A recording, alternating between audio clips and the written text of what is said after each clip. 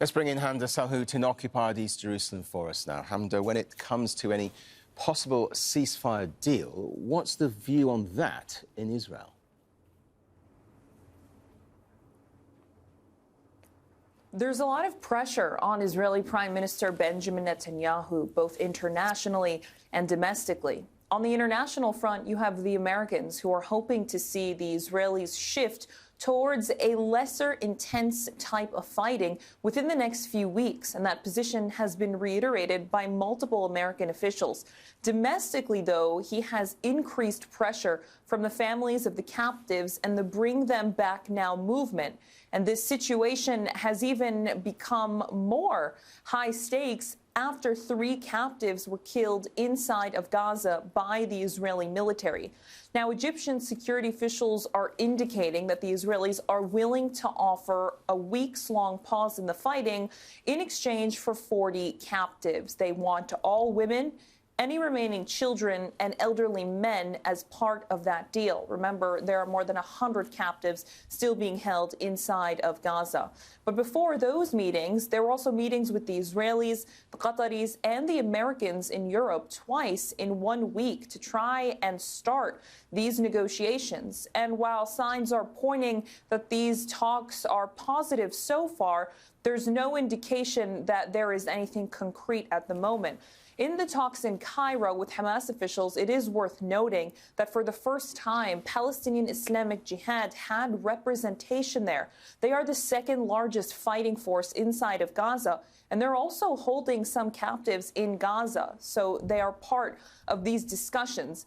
When it comes to whether or not this is accepted within the Israeli society, there is a cautious optimism because they were able to see how many captives were released several weeks ago during that ceasefire period.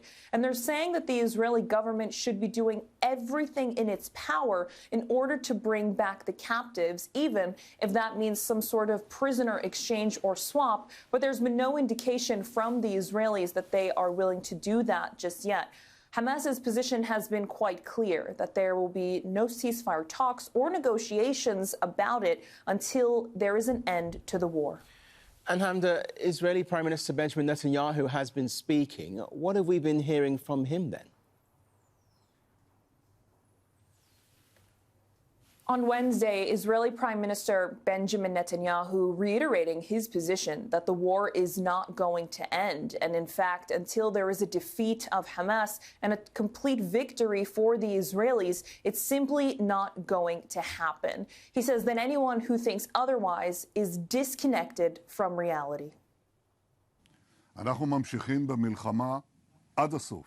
The war will continue until we destroy Hamas, until victory. Those who think we will stop is not connected to reality. We are striking Hamas with heavy fire everywhere, including today.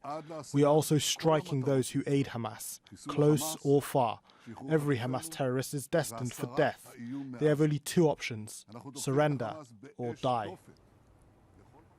Israeli officials have been reiterating this from the beginning, that there's not going to be an end of this war until all of their military objectives are accomplished. But the reality is they haven't accomplished anything they set out to more than 75 days ago. The head of Israel's southern command in the Israeli army, speaking to troops inside of Gaza, said that they are at an incredibly significant point in the offensive and they have to keep moving, and that they are continuously operating and drawing up plans for places they are in and simultaneously drawing up plans for places they have not yet maneuvered in. Just another indication from the Israelis that their war on Gaza is going to continue. Carrie? Hamdah, thanks very much indeed for that update.